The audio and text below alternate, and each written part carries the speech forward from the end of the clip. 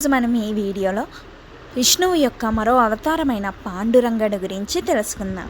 ఒకానొకప్పుడు పుండలీకుడు అనే భక్తుడు కాశీకి ప్రయాణం చేస్తూ ఉండగా మార్గమధ్యంలో కుకుట్ అనే సాధువు ఆశ్రమానికి చేరుకున్నాడు.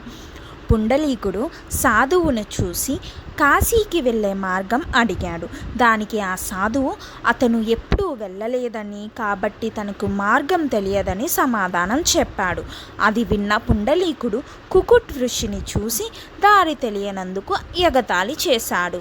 నీలాంటి పతివ్రతుడు కాశీని సందర్శించి ఉండవలసింది అని అన్నాడు. ఇప్పుడు ఆ ఋషి మౌనంగా ఉండి పుండలీకుని వ్యాఖ్యలపై స్పందించలేదు. ఆ రాత్రి పుండలీకుడు ఆశ్రమంలో బస చేశాడు. అతను తన గాఢ నిద్ర నుండి స్త్రీల స్వరం వింటూ లేచాడు. ఆశ్రమంలో 3 మహిళలు నీళ్లు చల్లుతూ శుభ్రం చేయడం చూశాడు. అదేమిటని విచారించగా పుండలీకుడు 3 స్త్రీలు గంగా, యమున, సరస్వతి అని కనుగొన్నాడు. 3 పవిత్ర నదులు ఋషి కుకుట్ యొక్క ఆశ్రమాన్ని శుభ్రం చేయడానికి వచ్చాయని తెలుసుకున్నాడు. కాశీని సందర్శించని కుకుట్ వంటి సాధువు తన ఆశ్రమానికి 3 పవిత్ర నదులు వచ్చేంత పవిత్రుడని, శక్తిమంతుడని పుండలీకుడు ఆశ్చర్యపోయాడు. భక్తి, ఆధ్యాత్మికత అనేది పవిత్ర స్థలాలను సందర్శించడం వల్ల కానీ, ఖరీదైన కర్మలు చేయడం వల్ల కానీ ఆధారపడి ఉండదని మహిళలు పుండలీకునికి చెప్పారు. ఒకరి కర్మను సరిగ్గా నిర్వర్తించడంపై ఆధారపడి ఉంటుందని వారు వివరించారు. కుకుట్ తన తల్లిదండ్రులను అత్యంత నమ్మకంగా సేవ చేసి పోషించాడని, మరియు తన జీవితమంతా వారికే అంకితం చేశారని వారు తెలిపారు. ఆ విధంగా అతను మోక్షాన్ని సాధించాడని, తగినంత పుణ్యాన్ని కూడగట్టుకున్నాడని, మరియు తద్వారా 3 పవిత్ర స్త్రీలు ఋషికి సేవ చేయడానికి భూమిపైకి వచ్చారు అని తెలిపారు. దీనికి విరుద్ధంగా పుండలీకుడు తన తల్లిదండ్రులను ఇంటిలోనే వదిలి మోక్షం మరియు ఆశీర్వాదం కోసం కాశీని సందర్శించడానికి బయలుదేరాడు. తమను కూడా తనతో పాటు కాశీకు తీసుకువెళ్ళమన్న తల్లిదండ్రులు చేసిన అభ్యర్థనను పుండలీకుడు పట్టించుకోలేదు.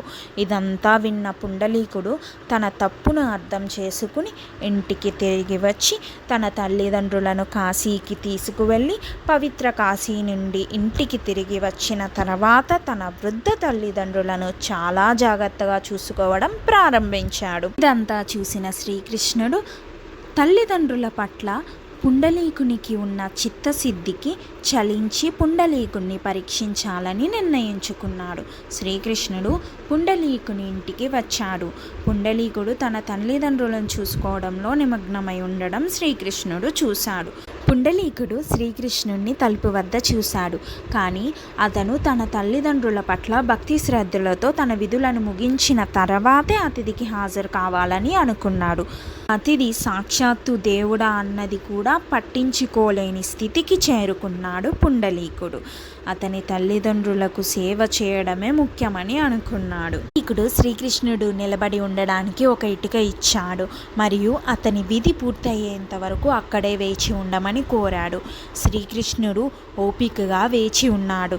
తర్వాత పుండలీకుడు బయటకు వచ్చి శ్రీకృష్ణుని వేచి ఉండేలా చేసినందుకు క్షమించమని అడిగాడు. శ్రీకృష్ణుడు ఏదైనా వరం కోరుకోమని అడిగాడు. అప్పుడు పుండలీకుడు, నా ప్రభు, నేనేమి అడగగలను?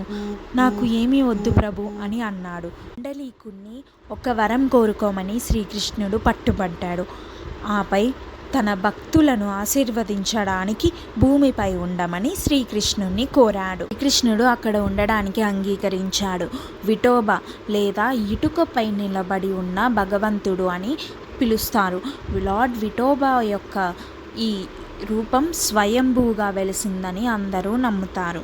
ఒకానొకప్పుడు ఒక పేద మత్స్యకారుడు స్వామిని కలవడానికి వచ్చినట్లు చెప్తారు. కుల మత విభజనతో కూడిన సమాజం కావడం వల్ల భగవంతుని దగ్గరకు కూడా రానివ్వలేదు.